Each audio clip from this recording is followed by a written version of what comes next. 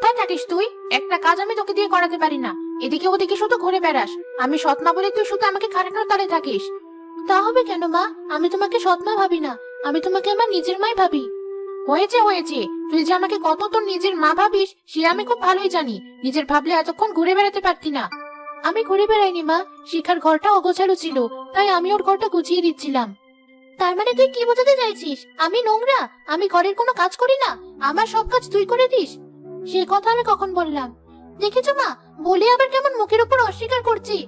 হ্যাঁ সে তো আমি জানি, এখন আর কথা না বাড়িয়ে কাজে যা। বাইরে কুয়োর পাশে আমার আর শিখার জামাগুলো রেখেছি, সব সুন্দর করে ধুয়ে দে এখনই। ঠিক আছে মা। আমি এত কাজ করি, তাতে আমার কোনো কষ্ট নেই, কিন্তু মা আর বোনের এমন ব্যবহার আমি সহ্য করতে পারি না। আমার খুব কষ্ট হয়, তারা কেন আমাকে তাদের আপন ভাবতে পারে না।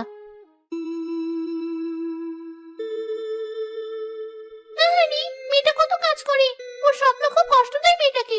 আমার কি কিছু করা উচিত? কিরে মা, তুই একা একা এতগুলো কাপড় নিয়ে বসেছিস কেন? আর এখানকার একটা কাপড়ও তো দেখছি তোর না, সবই তো তোর মা আর শিখার। তাতে কি হয়েছে বাবা, আমি সব ধুবে দিচ্ছি। মায়ের এমনিতে অনেক কাজ, এটুকু কাজ আমি করি। আমি জানি তুই কতটুকু কাজ করিস। তোর সুখের জন্য আরেকটা বিয়ে করে আমি আরো তোর ঘাড়ে দুঃখ চাপিয়ে দিয়েছি। তোর এই কষ্ট আমি খুব তাড়াতাড়ি দূর করে দেব। মেয়েটার বাবা বেশ ভালো মানুষ, সে মেয়েটাকে দেখে রাখবে, আমার কিছু করতে হবে না। আমি গাছে আবার শুয়ে পড়ি।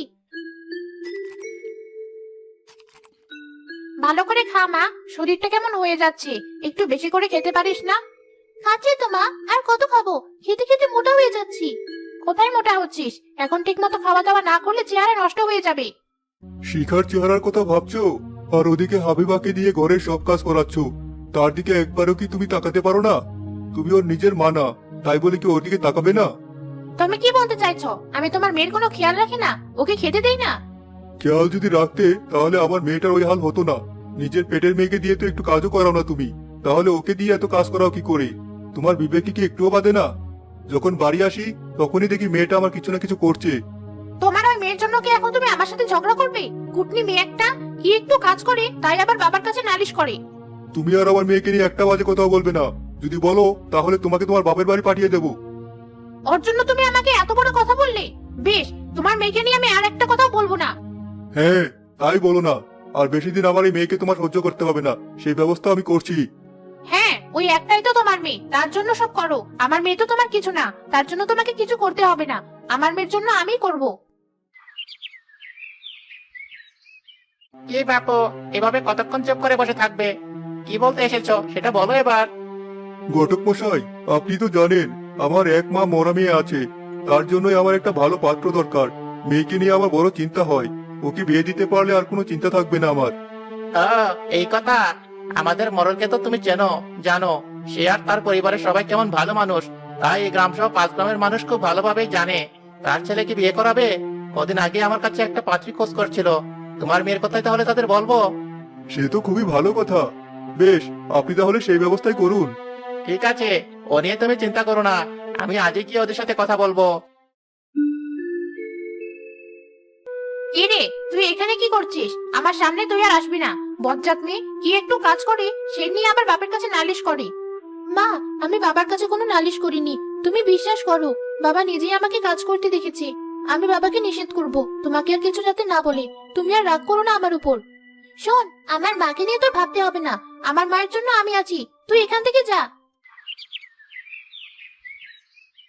কি ঘটক, তোমাকে যে খুশি খুশি লাগছে, কি খবর? মডেল মশাই, আপনার ছেলের জন্য খুব ভালো এক মেয়ের খোঁজ পেয়েছি। তাই নাকি? তা কবে আমরা যাব বলো? যাবেন তো, কিন্তু একটা সমস্যা আছে, সেটা আগে শুনুন, তারপর ভেবে দেখবেন যাবেন কিনা। এই সমস্যা বলো। মেয়ে বেশ সুন্দর আর ভালো, তবে মেয়ের নিজের মানে সৎ মায়ের কাছে মানুষ হয়েছে। সেই সৎ মা আবার তাকে বেশ অত্যাচারও করে, এই কারণে মেয়ের বাবা তাকে তাড়াতাড়ি বিয়ে দিতে চায়। এটা কোনো সমস্যা হলো নাকি? আমাদের ভালো বৌমা হলেই হবে। আর আমার তো নিজের মেয়ে নেই, আমি ওকে আমার মেয়ের মতোই ভালোবাসবো। আমরা আর দেরি করতে চাই না, কালই আমরা মেয়ের বাড়ি যাব। আপনি খবর পাঠান। শুনে খুবই খুশি হলাম আমি, তাহলে আর বাবাকে খবর পাঠাচ্ছি। শোনো, কাল হাবিবাকে দেখতে আসবে, সব আয়োজন করো। ঠিক আছে, করব। মা, হাবিবার বিয়ের জন্য মনে হচ্ছে তুমি খুব খুশি হয়েছো। তো হবো না, ওই আপদটা বিদায় হলে বেঁচে যায়, তাই একটু কষ্ট করছি। ও চলে গেলে আমাদের হবে এই সব কিছু। এবার বুঝতে পেরেছি মা। আসুন মোড়ল মশাই, বসুন বসুন। আমি গরিব মানুষ, আপনাকে আপ্যায়ন করার তেমন কোনো সামর্থ্য আমার নেই, তাই যতটুকু পেরেছি ততটুকুই করার চেষ্টা করেছি। ওসব নিয়ে তুমি একদম ভেবো না। তোমার মেয়েকে ডাকো, আমরা তাকে দেখবো। মা হাবিবা, এদিকে আয় মা। এখানে বসো মা। মেয়ে তো আমার এক দেখাতেই পছন্দ হয়েছে, কি মায়াবী দেখতে। আমারও ভালো লেগেছে। কিরে বাবা, তোর পছন্দ হয়েছে? হ্যাঁ মা, আমারও ওনাকে পছন্দ হয়েছে। তোমরা চাইলে কথা এগিয়ে নিতে পারো। তাহলে তো হয়েই গেল, আর বেশি কথা বাড়াবো না। আগামী শুক্রবার এসে আমরা হাবিবাকে নিয়ে যাব। ঠিক আছে মোড়ল মশাই, তাই হবে। মা, এটা কি হলো? শেষে কিনা ও মোরলের ঘরের বউ হবে? আমি এটা মানতে পারবো না মা। মানতে আমিও পারবো না। আমি যদি আগে জানতাম ওই অপয়ের জন্য তোর বাবা মোরলের ছেলেকে নিয়ে আসবে, তাহলে তো তোর ব্যবস্থা আগেই করতাম। ওর ওই রূপ আমি আর সহ্য করবো না। যা ব্যবস্থা করার এবার করব। কি করবে মা? সেটা নিজের চোখেই দেখতে পারবি। যা, ওকে ডেকে নিয়ে আয়। হাবিবা, মা তোকে রান্না করে এখনই ডাকছি। মা, তুমি আমাকে ডাকছো? হ্যাঁ, একটু বসে রান্নাটা করে দিবি? আমার খুব গরম লাগছে, শিখা তো পারে না, তাই তোকে ডেকে পাঠিয়েছি। একটু রান্না করে দিবি মা? এভাবে বলছো কেন মা? তুমি ওঠো, আমি রান্না করে দিচ্ছি। হাবিবা রান্না করতে বসতেই তার মা আগুনের উপর তার মুখ ঠেসে ধরে। বাঁচাও, বাঁচাও আমাকে, চলে গেল। আমাকে বাঁচাও, ছেড়ে দাও আমাকে, মরে গেলাম। খুব তো রূপের অহংকার তোর, এবার দেখ কেমন লাগে। বজ্জাত মেয়ে, এতদিন আমাকে খুব চালিয়েছিস তুই, আজ দেখ কেমন লাগে। আমাকে ছেড়ে দাও মা, আমি আর সহ্য করতে পারছি না। যা, দিলাম ছেড়ে। কিন্তু এই কথা যদি কেউ জানতে পারে, তাহলে তোকে একেবারে মেরে ফেলবো। কেউ জানতে পারবে না মা। এ কি, তোর এসব কি করে হলো মা? বল আমাকে, কি করে হলো এসব? আমি রান্নাঘরে গিয়েছিলাম রান্না হয়েছে কিনা দেখতে, তখনই হোঁচট খেয়ে আগুনের উপর পড়ে যায়, আর আমার মুখ এমন হয়ে যায়। আমার মনে হয় এই বিষয়টা মোড়ল মশাইকে জানানো দরকার, কারণ ওর মুখ তো আর কোনোদিন ভালো হবে না। এদিকে বিয়ের দিনও এগিয়ে এসেছে, বিয়ের দিন যদি তারা এসে ওর মুখ এমন দেখতে পায়, তখন কি হবে? হ্যাঁ বাবা, মা কিন্তু ঠিকই বলেছি, তখন তোমার মান সম্মান কিন্তু থাকবে না। মোড়লের বাড়ির সবাই খবর পেয়ে তারা আবার হাবিবাকে দেখতে আসে।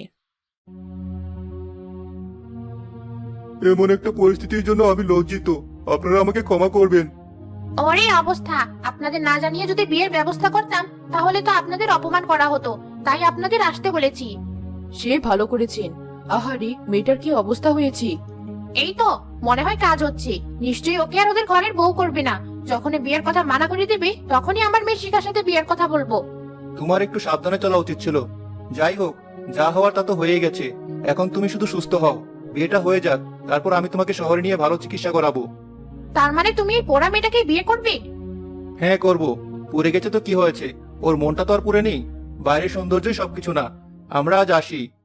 আমি মনে হয় তোর জন্য সঠিক এক ছেলে আর পরিবার ঠিক করতে পেরেছি মা। তুই আর কোনো চিন্তা করিস না, সব ঠিক হয়ে যাবে। বিয়ের তো আরো কদিন বাকি আছে। আমি গেলাম বিয়ের বাজার করতে, তোমরা ওকে একটু দেখে রেখো। কি চেয়েছিলাম আর কি হলো? এত কিছু করেও যখন কোনো কাজ হলো না, আজ তাহলে তোকে মেরেই ফেলবো। এসব আর আমার সহ্য হচ্ছে না। হ্যাঁ, ওকে আর বাঁচিয়ে রাখা যাবে না মা, তুমি ওকে মেরেই ফেলো। তোমরা এসব কি বলছো? আমাকে এভাবে মেরো না, মেরো না আমাকে, আমার খুব কষ্ট হচ্ছে। মা, আর মেরো না আমাকে, তুই আর কোনো ছাড় পাবি না। কাছে বসে বসে ওই মেয়েটার কষ্ট আমিও দেখতে পারবো না। এটা আমার ব্যক্তি সমাজের জন্য খুবই লজ্জাজনক। ওই মহিলাকে একটা উচিত শিক্ষা দিতে হবে। মা, আর মেরো না, ছেড়ে দাও আমাকে।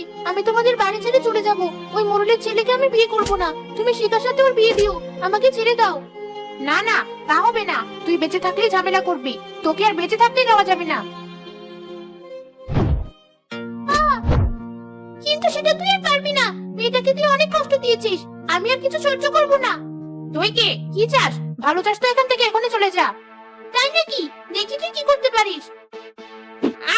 ছাড়, ছাড় বলছি আমার চুল। বল, আর কোনোদিন ওকে তুই কষ্ট দিবি? না না, আর কষ্ট দেব না, তুই আমাকে ছেড়ে দে। না, তোকে এত সহজে ছেড়ে দেওয়া ঠিক হবে না। তুই নিজের মেয়ের জন্য এই অসহায় মেয়েকে অনেক কষ্ট দিয়েছিস, ওর সুন্দর মুখটা তুই পুড়িয়ে দিয়েছিস। এবার দেখ আমি কি করি।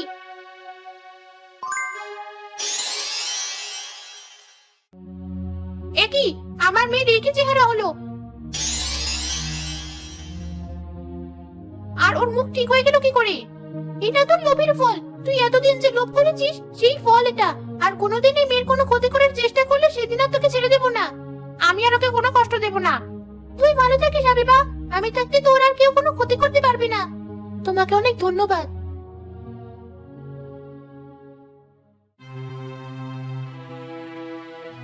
এসব আমি কি দেখছি? এমনটা হলো কি করে?